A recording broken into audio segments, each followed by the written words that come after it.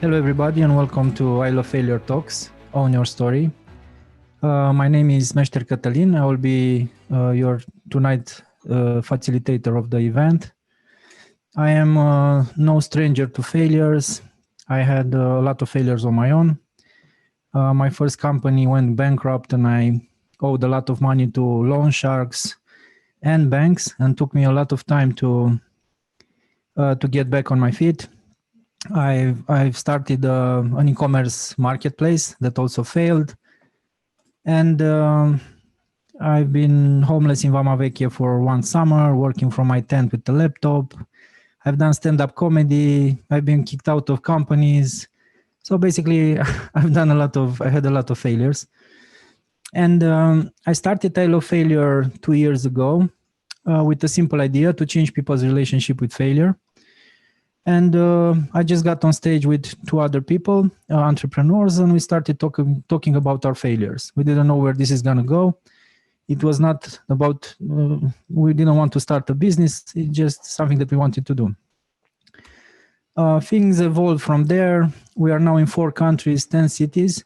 We had 285 failure stories at our events and 4,200 attendees. We've been contacted from London, Rio de Janeiro, New York, Chisinau, Prague, and Luxembourg to start events in all these cities. Things also evolved on the business side. We started with I Love Failure Talks community. Then we've done corporate, podcast, shop, and now we're doing the I Love Failure workshop. So just a little bit about everything. So the I Love Failure community, which is an event like this, people get on stage and talk about their failures with a room full of people. And we have one partner per city. So we have one partner that can create these events, franchisee. But of course, Corona hit and we cannot do live events anymore. So we pivoted to give more value to to people who are following us. We're starting to do niche events like this. So we have 6 podcasters talk about failures in podcasting, in e-commerce, in tech, and so on. So, mistakes from one niche can apply to other people, so people can learn. On the corporate events, for every corporate events that we sell, we also do a free event for a school. So we start in school to teach people about failure, where teachers talk to their students about failures. And in the corporate world, things are bad right now. They have to innovate. Doesn't matter how big you are. You have to change your mindset. People have to get out of their comfort zone. So they do events like this where we try to change people's perspective about failure. So in corporate events, upper level management and speakers come and talk about their failures in front of the whole company, showing them the direction that they want to take the company from now on. I also started the I Love Failure podcast, where I talk to people about their failures, we just finished shooting season 1. We have a shop here. The shop's purpose is to have merchandise that reminds you to change your relationship with failure every day. So when you drink your coffee, you can look at the mug and see, okay. And then we have the I Love Failure workshop, which we start in December, which is going to be very fun. Everybody teaches you how to succeed. We teach you how to fail. So we're basically teaching you how to fail. Okay, moving on. Our partners, before we begin this event, I want to thank the people that made this possible. Our partners from Sibiu is Coducerea Brăgel and Incubator Sibiu. From Timișoara, Andrei Munteanu and Rebecca Vidoni from Cowork Timișoara. From Brașov, Ștefan Gavrilescu and iCoop. București is Mindspace that's hosting our podcast and everything. Piatra Neamț, we started with Rubik Hub, and Iași Fab Lab Iași. Okay, on to our main event, the I Love Failure Tech event. So here, entrepreneurs from tech talk about their mistakes and what they learn from them, so we maybe don't fall in the same traps. And the first speaker today is Alin Rosca, founder of RepsMate, a startup that handles customer behavior analysis. Alin, you have the mic. Hello, everyone. My name is Alin Rosca. I like to consider myself an entrepreneur because in last 7 years, I have tried to develop several startups, and my first startup was quite bold. It was a trading platform called Top World Traders, which aimed to help traders not to lose money. As I knew from all reports at that time, over 90% of traders were losing money, and therefore I started trading Forex myself. I also played roulette in order to understand how emotion affects trading, and I wanted to understand why traders are losing money and what the gambling mentality is all about. I think the most important thing that I have learned in that project was that you always need a co-founder, and there is always a cheaper and a better way to do it. Recently, I also learned about lean startup methodology, which from my point of view is very important to all entrepreneurs, and they must apply it. Going back to there is always a better and a cheaper way to do it, I would say that you just have to be creative, and because otherwise it's gonna cost you a lot of money. As example, when I started to develop that platform, I spoke with various trading providers, trading platform providers, and they were asking more than $100,000 to build it for me. Later, I find someone from Romania and I build it together with him for 5,000 euros or something like that. And the real lesson is, after a few years, I find out that I could spend just 50 euros to have the same MVP.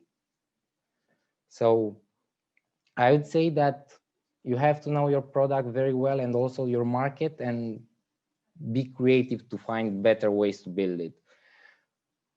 As I know, all entrepreneurs think that their product is the best or their idea is the best, and please don't be fooled by that, and be prepared to shift from your initial idea. I can tell you that I had several friends who was trying to build several startups, and one of their first mistake was to try to hire someone to build their website. Instead of that, I would suggest just go and search for a team, or look in different team providers, because it could cost you less than 20 or 30 euros to build your website, and you don't have to be very skillful to do that. I would also suggest that if you are a technical co-founder, go and find a co-founder that could handle the business part, and vice versa, because there is no time to waste it, and there are lots of things during the startup process that you have to handle it. So go to find your co-founder to help you to build your business. Also, as probably you know, the Romanian entrepreneurial ecosystem has grown remarkably. So I would recommend you to join 1 or 2 accelerators and define your raw idea and learn the business process and how things should be done. No one's want to steal your idea, or I don't know, to learn from what you are doing, and don't be worried to share as much as possible about your idea, because the first or second business, it's not that important that your first or second business to be your greatest idea or the most successful business. It's more important to learn the process, because after that you can replicate it as many times as you want. And as example, I was part of 2 accelerators that at the end of both accelerators, I have learned a lot of new things, and also they helped me to build partnerships with Microsoft and UiPath, and also to grow my co-founders team from 2 co-founders at 4 co-founders, and also a team of 5 advisors. So yeah, this is what I would recommend. Go in accelerators, try to find cheaper and better way to build your product, and find co-founders. Okay, that's it. So, are you still? Okay. Yeah, I don't know how many minutes have passed. I didn't count it. I was too busy with the Facebook thing, but I think you still have time if you have something. Yeah? Sure, you have one or 2 minutes, no problem. Okay, so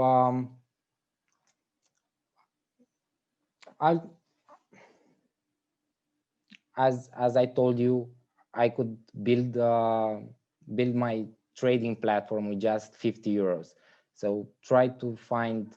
I'm not referring to go in India or I don't know, very cheap countries to develop your product. Instead of that, just try to be creative, because there are lots of ways to spend or to waste a lot of money in your business. And when you start, you just want to focus on the right cost and the right product that you have to pay for them, or right services. And if you have some money, let's say if you have 1,000 euros, of course you can spend them quite easily, but after that, what you're gonna do? So please try not to spend money as much as you can. Try to focus on finding cheaper way and better ways, and finding co-founders to help you to build your startup and your idea. And I think this is, Catalin. I don't know. I have many experience to speak about, but they are not related to this topic. And to be honest, I want to put accent just on that. Sure. So the lean thing, the lean startup, it's something that I also learned the hard way. So doing things cheaper and failing cheaper, basically, it's what you're suggesting there. And yeah, you learn it the hard way. So if you guys have questions on Facebook or here, you can ask questions along the way, and I'm gonna ask them at the end of the speaks of the talks. And I'm not sure if it's only me, but I don't see the Facebook live stream. I can see it now as well. Yeah, so okay. Just refresh it, maybe. Just refresh. Oh, so the next speaker is Andrei Dumbrava. He's an identity and access management senior consultant at Atos.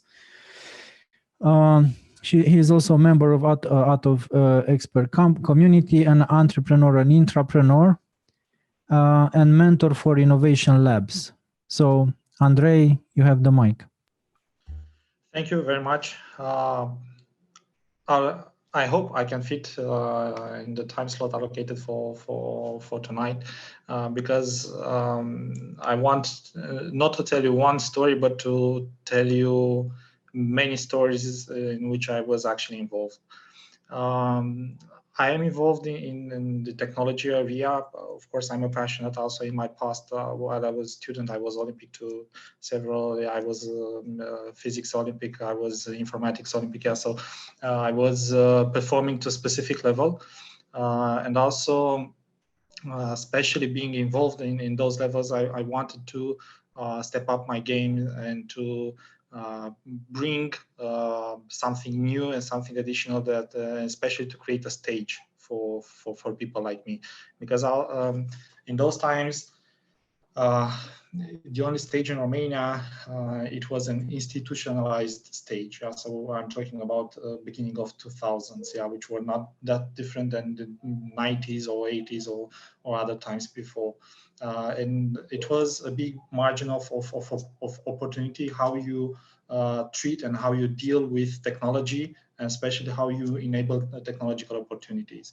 So because I was very young, I actually did not have a lot of possibilities or mechanisms to say like this to organize or stage something to create the stage that I wanted for technology, especially for youngsters like me.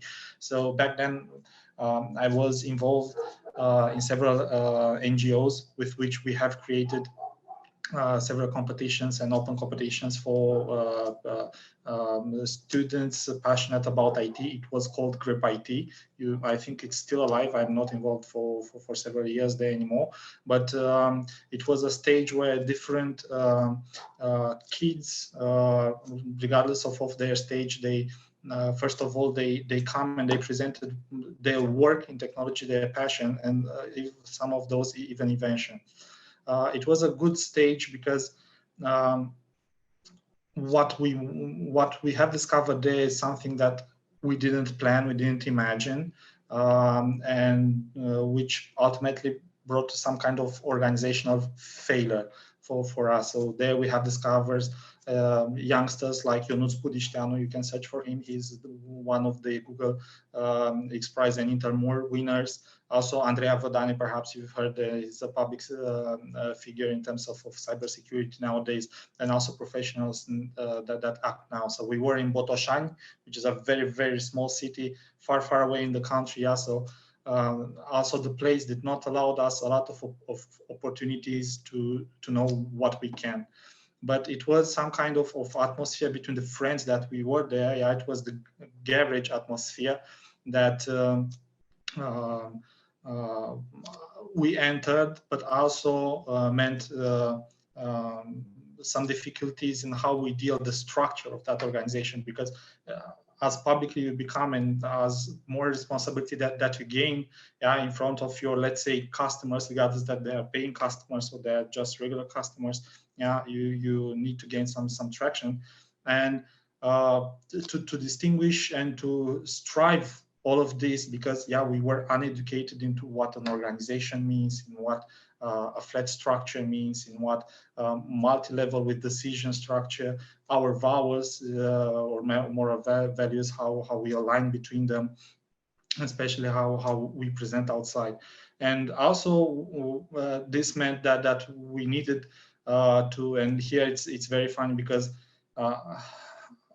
when I was around 20 years old, I was involved also in a tech startup, and which of course we have failed.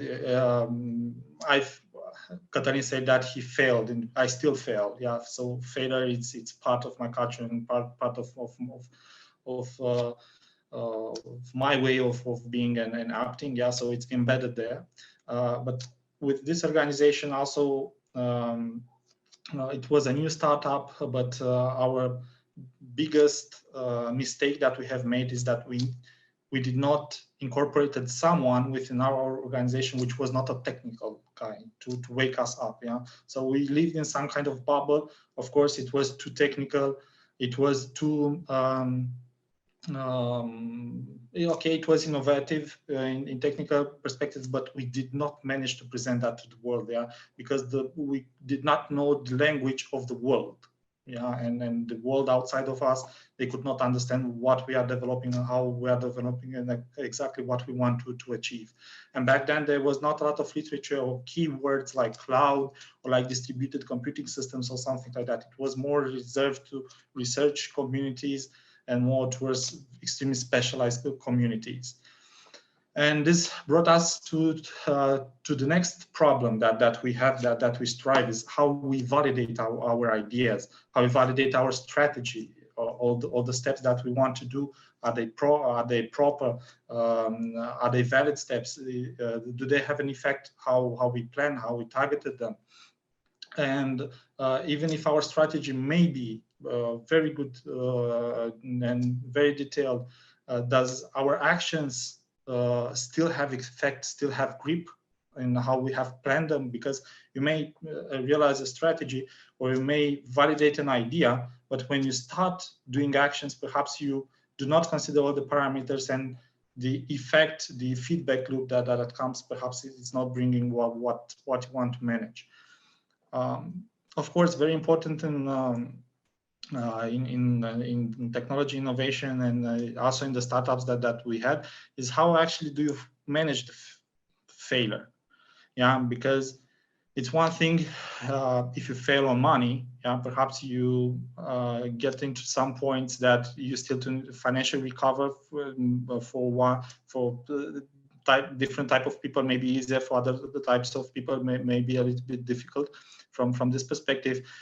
So how do you regroup people? How do you shift the energies from a failure into something new? Or how do you make the culture inside your organization or inside the processes that you have inside your organization, so the failure be a part and not necessarily have demolishing effect to the team. Yeah, so and it is very, very important how you make it in such a way that you recover the energy from the failure and turn it into something new. You have to change the potential and transform it in something that has potential for the future. Also, with this small startup, what we have learned, it's very important, and especially with technology. Yeah, it's the timing with the market. Our idea was simply too innovative for the market. Yeah, people did not understand back then. Yeah, or people that we are surrounded and business angels, business investors that we want. Now they simply did not understand what cloud is or what distribution. Back then, people still believed in big data centers. So a company still owns the data center, so he can control everything. Yeah,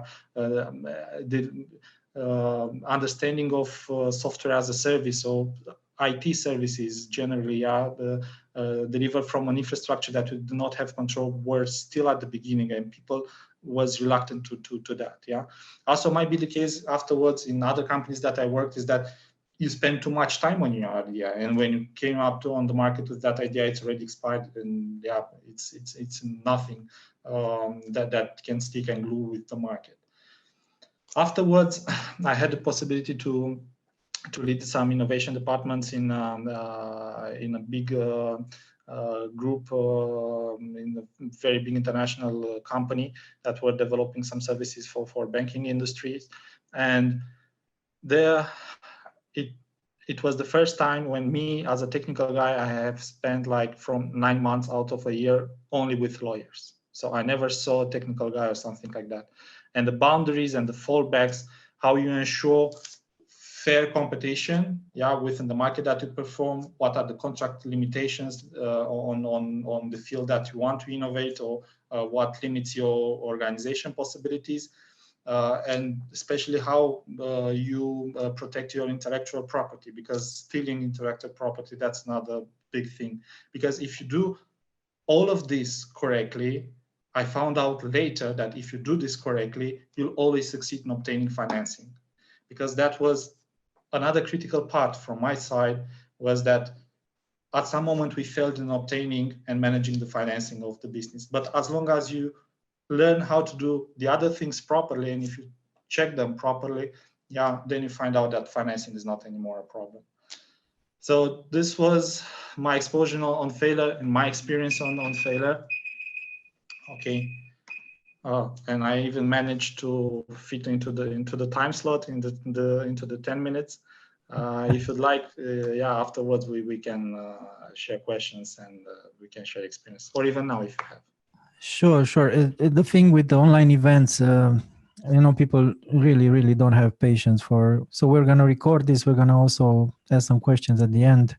But I got a lot of things here, from timing to whatever, everything you said there. So let's move on, and then we'll see along the way if there are questions. If not, we're gonna speak afterwards. Mm-hmm. Okay, the next name I cannot pronounce. I'm very sorry, Zoli. Your name is. So basically, his name is Zoltán, and the rest I don't know. He has a very interesting story. I really love it. He's the co-founder of Themesberg, and I love the story how he got to build Themesberg, and now I think he got founded. So Zoli, you have the mic. Yeah. Hey everyone, thanks Katalin for the invitation. So as he said, I'm the co-founder and CEO of Themesberg. Professionally, what I do, I'm a web developer, and I kind of do everything else as well, like marketing, copywriting, and mostly entrepreneurial stuff. We started Themesberg about 2 years ago with Robert. He was a college colleague. And, you know, we've worked a few years as web developers for companies. And that someday we said, okay, let's create a company and let's do some cool stuff. All right. We set out to build some projects and some themes. I think a lot of you know what themes are when you want to create a website. I think Alin said something like this at the beginning. He actually used a theme to build his business. So as you can see, it can be a very good and cheap alternative for young entrepreneurs who don't have a large budget, and they can get started with a really good website from the beginning. And so that's what we worked on with Robert for like 6 to 7 months. We worked really hard on a really cool theme. In fact, it's the bestseller for us right now. But the idea was that we wanted to, like, we built the product, the theme, and then we wanted to sell it on other platforms such as ThemeForest, Template Monster. There's quite a lot of them. And, you know, after working like more than half a year on this product, we submitted the product to ThemeForest. It's the largest store out there. It has like 12 million visitors a month, and they make over $1 billion a year. So the market is quite huge. So we thought that, hey, I mean, if it becomes a bestseller there, we can make some nice bucks. All right, we submitted the product. We kind of introduced everything. And 2 days later, I got an email. And the email said, hey, the product's not good. We don't like it. And we also don't want to hear from you again. So I went to Robert. He was staying here in Timișoara. Now he's in Italy.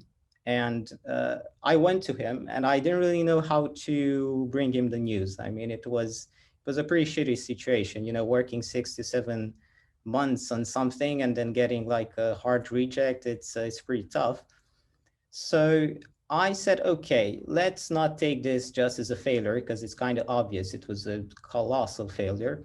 And I went to him and I said, hey, man, I have two news for you. I have a really bad news and a really good news. And I said the bad news first. I said that we got rejected, like the project we've worked on. They don't like it. They don't want it. And he asked me, okay, so that's really horrible news. Thanks. But what's the good news? And I said, yeah, we're going to fuck up Themesforest. We're going to create another brand, another platform, and we're going to become bigger than they are. Fast forward until now, I think it's like more than a year since then. Our store has over, it's called Themesberg. It's kind of an equivalent of ThemeForest, but with the focus on higher quality and other products. We also offer free demos. But the idea is that we want to offer a really premium and a better alternative to ThemeForest. So right now we have like 40,000 unique visitors a month. We are growing in revenue every quarter. And we recently got a pretty big investment from a leading company in this industry. They're from Bucharest, so they are also Romanians, just like us. And, you know, we set out to kind of join forces and try to take on the big companies together. So, you know, this show is called I Love Failure Talks. So I kind of wanted to present you the failure that we took. And we didn't take it as a loss. We took it as an opportunity. And I'm going to be honest, if the product would have been accepted and we said, oh, okay, it's good, and we started making some money, that would have been kind of good, but we wouldn't have our own brand. We wouldn't have gotten investments. And it's not really the investment that is important. It's more like the outlook. So we've built and we are building a very strong brand. We think long-term. So it kind of took the journey of our company from from a small agency in Romania, building some themes and some products for web developers and software companies, to something that could potentially become a really large platform that could be used globally and is actually used globally. Even now, we sell on every continent right now. But we are still really small compared to theme forests. So we're like 100 of them right now in terms of traffic and all that. But I think we can get there in time.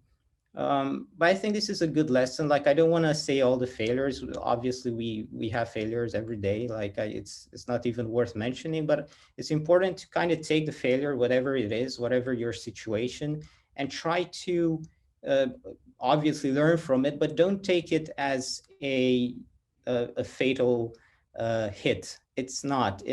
Most of the time, it's actually a gift. You can make something out of it. Of course, not every time, but look, in our case, this was it. And I think it's a good story. Yeah.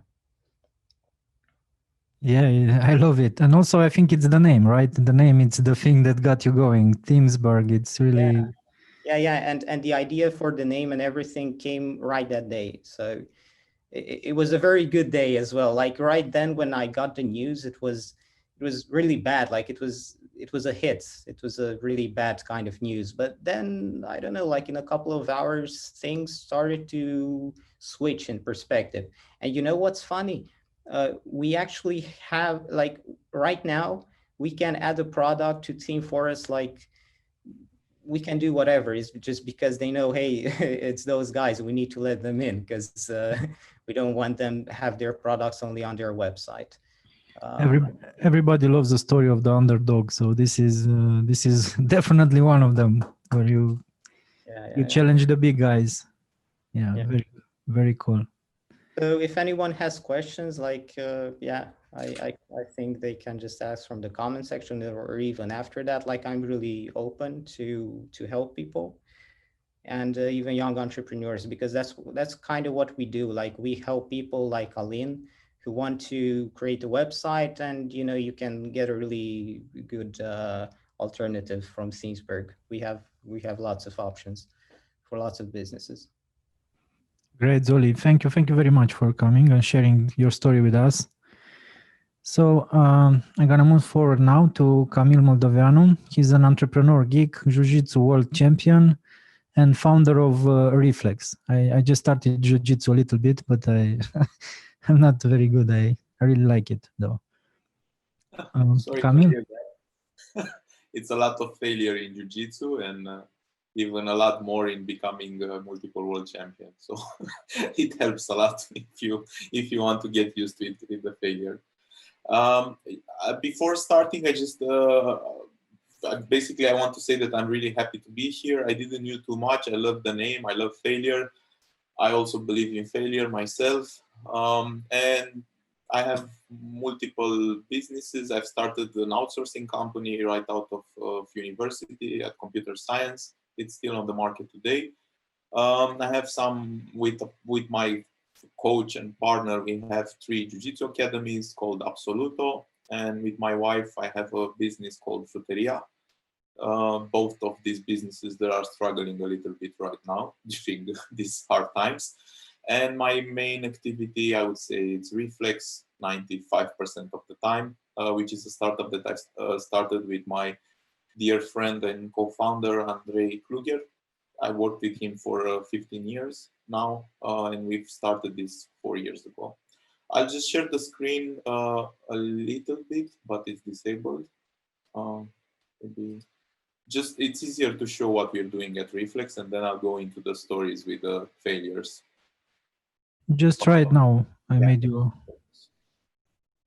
But it's important to understand what we're doing to have some context. So at ReFlex, basically, we have these 2 simple to use and cost-effective motion tracking sensors. They are built by us. So the hardware is developed from scratch. The hard part is building the motion tracking system. And we are the only company in the world that basically offer this 3D this 3D visualization of your limb in order to recover with physical therapy at home. So you don't need a physiotherapist anymore. You can fully recover after non-orthopedic surgery or for prevention by yourself. This is your leg, the blue leg, and again there are lots of competitors worldwide, but we are the only one that we just do sensors. We see all these parameters like hip flexion, knee flexion, rotations, like 12 parameters in order to identify one correct exercise, to count it and to give a score and to tell you what's wrong. It also tells you what's wrong. Get ready to exercise.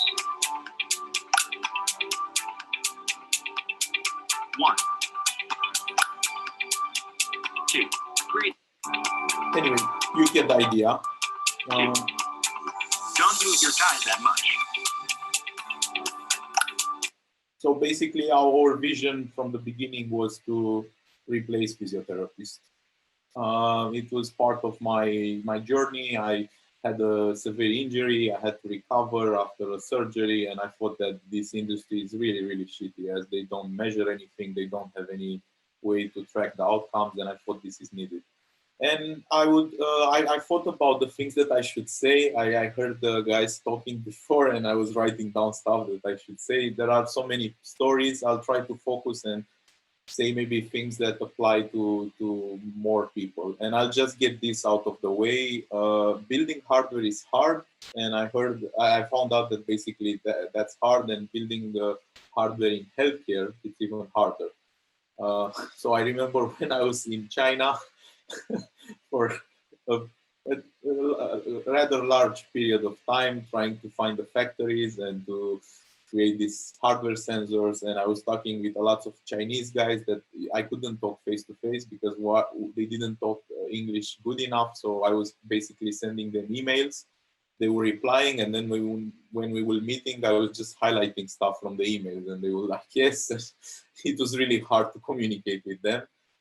Visiting lots of factory in Shenzhen area and set up the mass production was a nightmare. And then after we finished that, then we had so many problems with building this motion tracking algorithm that basically takes in consideration all your muscle movements, because the sensors move on your muscles when you do the exercises, and then basically messes up the accuracy of the system and it doesn't work anymore. So we worked 2.5 years on that. And then when we thought that we were finished, we realized how hard it is to actually understand how a business model works in healthcare, where you have to align the interest of insurance companies and doctors and physiotherapists and patients. And they all have to be aligned and happy if you want to sell just one sensor. So that I would say that is the hardest lesson. We're still here, and I think we're getting good at it, but still, I would just take that out of the way. It doesn't apply to too many people, most probably. Then the second that I think is very useful for everybody is that people lie. And it was hard at the beginning to understand why, and then I realized that when you talk with people, they try to project the image that they see themselves doing it, but it's not like they actually do it when you ask them how they do something. And I remember when I was talking with physiotherapists and asking them, at the beginning, we didn't want to replace them. We want to help them to be a smart assistant for them. And they were saying, well, you cannot do this because everything that is done, it's customized, and everything that we do, it's for each specific patient, and you have to do it in a certain way. And yeah, I really trust that. And then we've built this solution to be fully customized. So basically you have hundreds of exercises and you can customize each one of them, and you can do the recovery protocols exactly as you want. And then when they start using the solution, we realized that actually none of them were customizing the protocols, and they didn't want to do that, and they just wanted to say that they are doing that to their patients. And it was the same with orthopedic doctors, that you start talking with them and they're saying that basically they have their own recovery protocols they want to use, but what they want is to be different from the others and to have something that is, let's say, custom. But if you put the name on it and you help them with the protocol a little bit, they will be fine with that. So those are some of the things that I realized. And a book that was very helpful was the MOM test. If you guys want to read it, it's really good. Hospitals, it was the same. They all want to have innovation. They all look to work with startups. And then when they start, they will say, well, do you have 10 clinical studies that you are sure that nothing can go wrong? And do you have all the certifications in the world available and all the GDPR security stuff? And you realize that they just want to brag about innovation. They don't actually want to work with you in order to take such a product into the market. So that was something that I've learned. Something I also learned that free, it's always bad. So at some point we were saying that actually we want to learn from the patients to gather the data, to develop the product. So we don't care so much if maybe we are giving the products for free.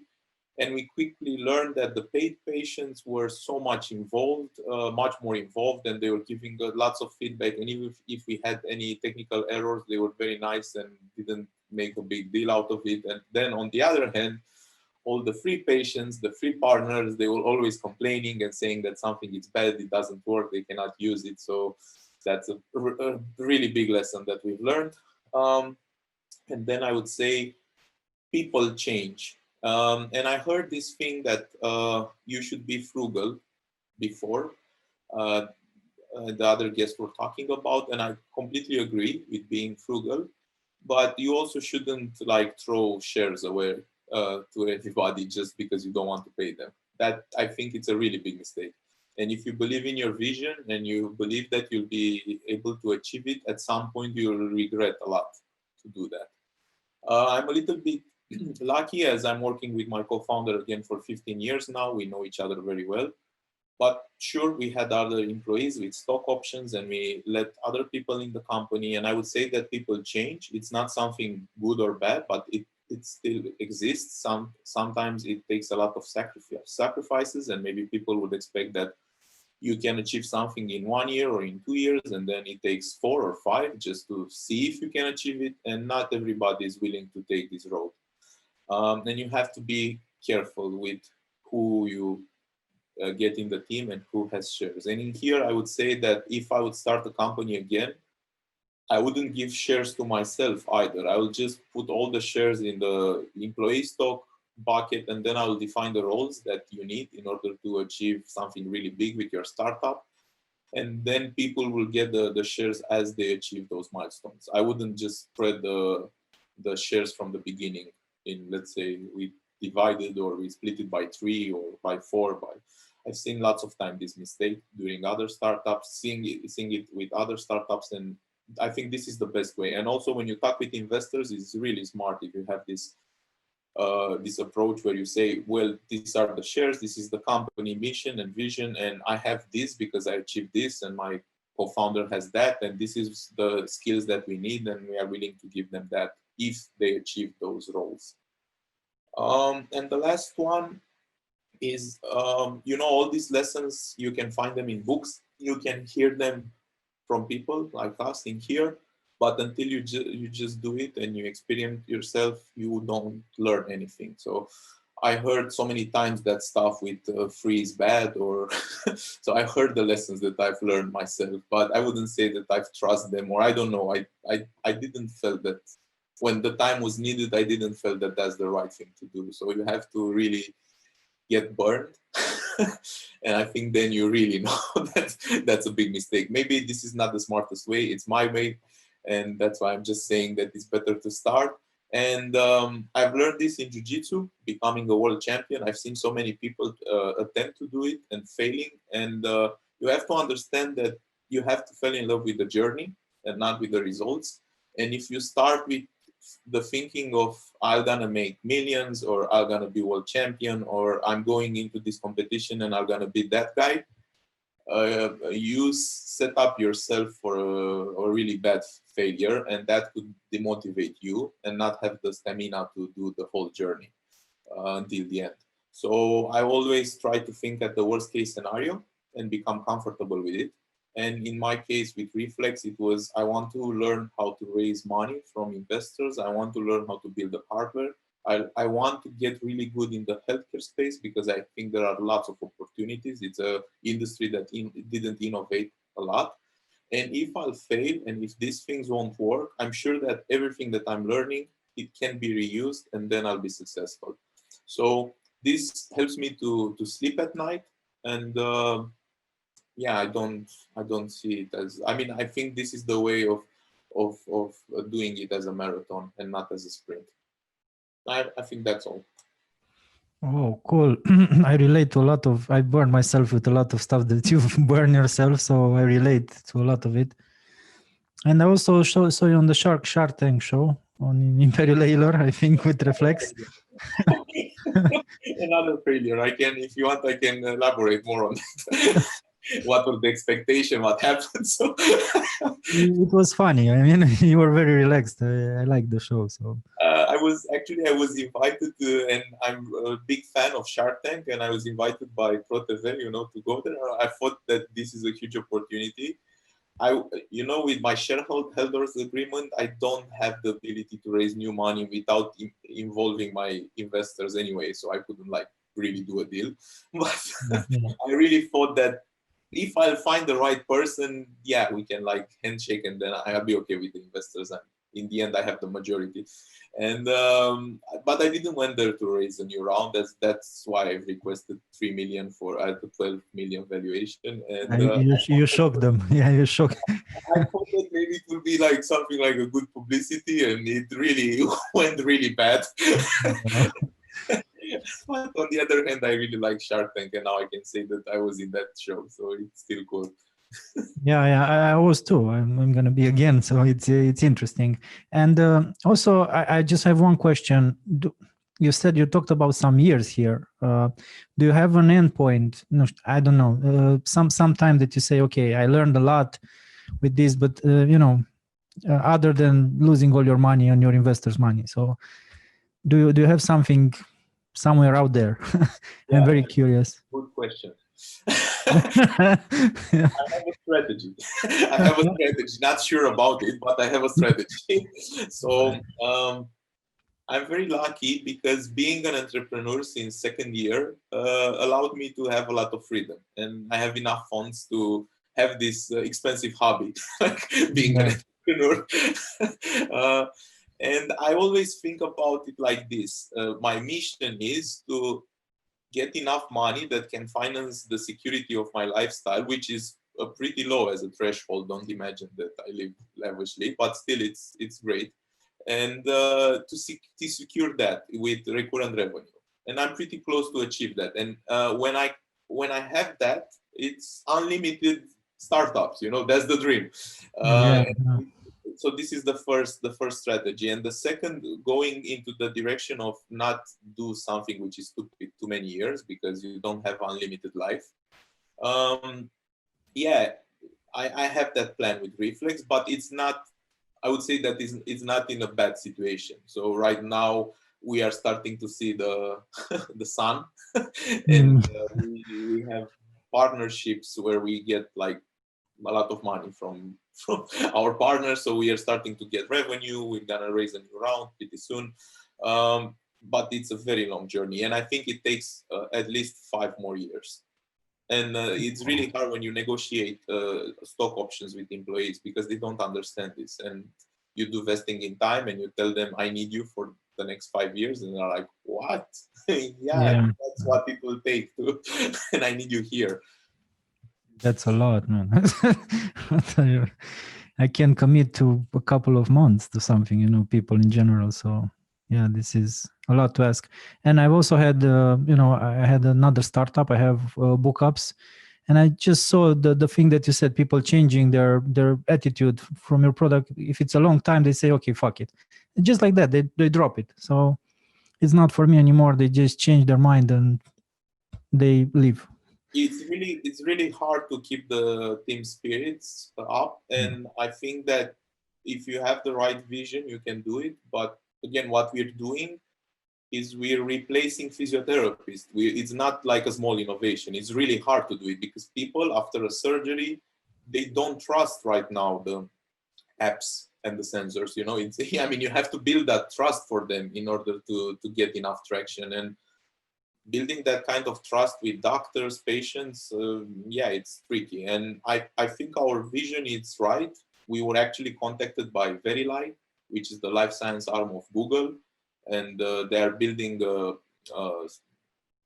surgery robot for total knee replacements. And they were thinking, we have the robot that does the surgery, and now we need a virtual rehab. And when I've talked with them, that gave me like energy for 3-4 years. And like I have emails that are saying your technology is great, and we really think that you guys will gonna do it. And they're not in the place where they are going into this market yet, but definitely they will pretty soon. And yeah, for me, it wasn't something bad where I think, okay, Google will do this shit. It's something like good, like, okay, Google will do this, so I'm on the right track. Yeah, and here I want to talk also to the other guys about validation biases, because I also have validation bias. Basically, whatever good thing people say about the company or the product, I take it way out of proportion, and it gives me a lot of energy, and I say, okay, I'm gonna roll with it. And I usually downplay the bad side, the bad things, the feedback that it's really. So this is an issue that I have, and I think everybody has. And if you have some tricks up your sleeves to bypass this validation bias that it's happening to all of us, especially entrepreneurs. I would go first. Yeah, you know what I have taught in my past years and even currently, bring someone that is strange to your business. Seek if that one is understanding your business, if he really wants to buy your product, and bring that guy in your team, and bring that guy that is constantly willing to challenge you. Yeah, so not to work against you, but to challenge you. Yeah, perhaps, okay, this is not correct, this is not in the proper way. Well, maybe that works. Maybe that works in the beginning, but then he's gonna be part of the team, and he's gonna take the same bias. He's gonna be biased like us if he's part of the team. When I say you need to bring it in, that's not necessarily that he needs to be in your team. He needs to be he needs to relate with your organization, with your startup, with your look. I'm also doing intrapreneurial, so I'm also developing startups inside big companies. Yeah, and I have done that, and so I'm also looking into the idea that you can make someone a stakeholder, yeah, that challenges you, and this is how you can validate ideas. And especially when you see that you live inside the bubble, that everyone agrees with you, that everyone understands you too very well, just get outside of that. Just get outside of that. Put a halt, go elsewhere, seek that to say, okay, are you understanding me? Are we on the same planet? It's the same century that we are living in? Yeah, take a newspaper and read. Because even now with this online, we are tempted to live in bubbles. Yeah, and we develop bubbles of entrepreneurs, bubbles of startuppers, bubbles of innovators. But okay, do we go into that area that we go in another bubble that is a consuming bubble and not an offering bubble? Yeah, how do they perceive? What exactly would they want? Or can I explain my ideas to someone that is outside of my bubble, but he still understands it? Yeah, so these are some things that you bring some criticality alongside, from which you can shift the energy, from which you can work out the potential energy that it brings on. Okay, guys, if you have something else to add here, because we have to wrap it up by 8, so we have 4 minutes. I want to add something with the validation thing. So I think you only need one kind of validation, and that should come from the market and not from bubbles or strangers or someone else. It's just the market. Nothing else matters, not even you. The market matters. And when I say the market, I don't say taking 1 or 2 strangers. I'm talking about getting as many people give you feedback in as many ways. Of course, you can't really do this at the beginning, but you should kind of get out there. Like we do surveys with our users quite often, and we make a good idea of what's needed and what's not. Because if one guy comes to you and he says, "Oh man, I want that thing in red," And you might say, okay, so probably everyone sits in red. But if you make a survey with 10,000 people, you might learn that only 3% of people want red and 20% want blue. So it's only the market which matters. Your team members don't really matter. I mean, they matter in terms of actually building the thing and, kind of putting things together. But you always have to start from the market. You can have a great product, but if the market's not there, if people don't want to buy it, if people don't want to use it, validation does not exist. No other validation matters. It's just the market. True. But for that, you need to be positioned already in the market. What you do when you are not positioned already in the market. What I'm not really talking about, I'm not really talking about that. I mean, the market could tell you, but you are biased as a, I've seen entrepreneurs with a very, very shitty startup. I mean, really has no chance, no chance. He's worked on it for 6 years and still working on it. He's been on I love failure. He's never gonna quit. You know what I'm saying? He's never gonna quit. No feedback gets to his, he's never gonna stop. So I don't think it's a market. I think it's a, a brain thing. Something's happening there. You cannot stop. So it was more of a psychological type of question than actually what. Because of course you can hear the market, but the market can scream at you, and these people. So this is an entrepreneurial skill. You got to be objective. You can't just imagine in your world that, hey, this is going to work. Look, it may work in 20 years, or it may never work. You have to see things as they are, as the market is. If you don't focus on the market, you can't succeed. It's the market that sets the success, not you. I just want to add something. I feel a little bit in the corner in here.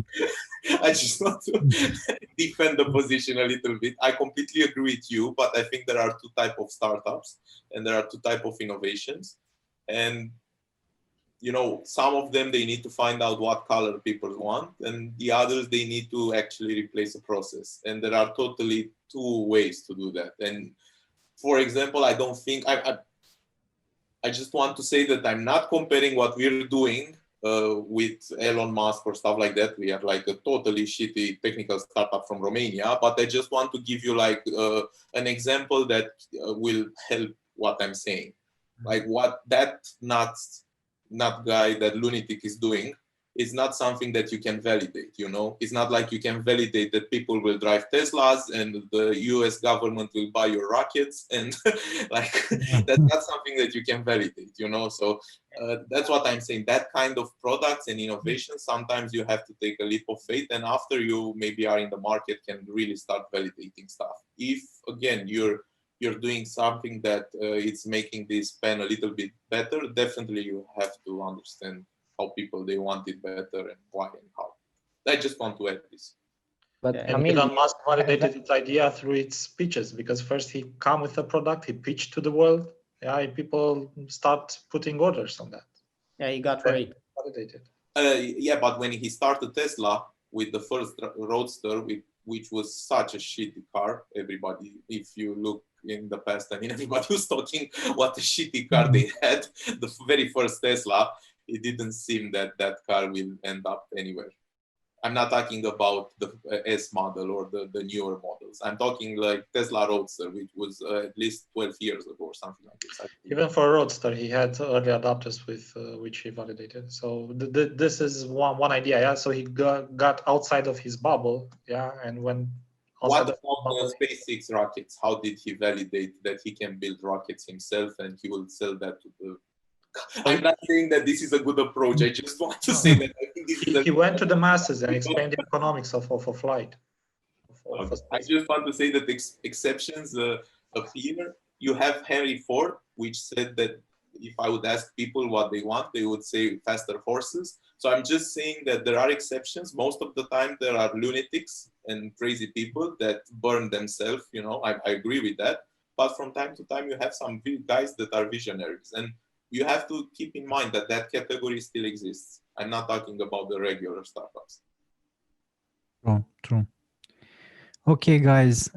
Thanks for coming to this first event of tech. Really, it's very different from all the other I Love Failures, because tech people are really something else. I mean, there is a huge difference between, I don't know, hello failure education, even e-commerce and tech. So this is something else.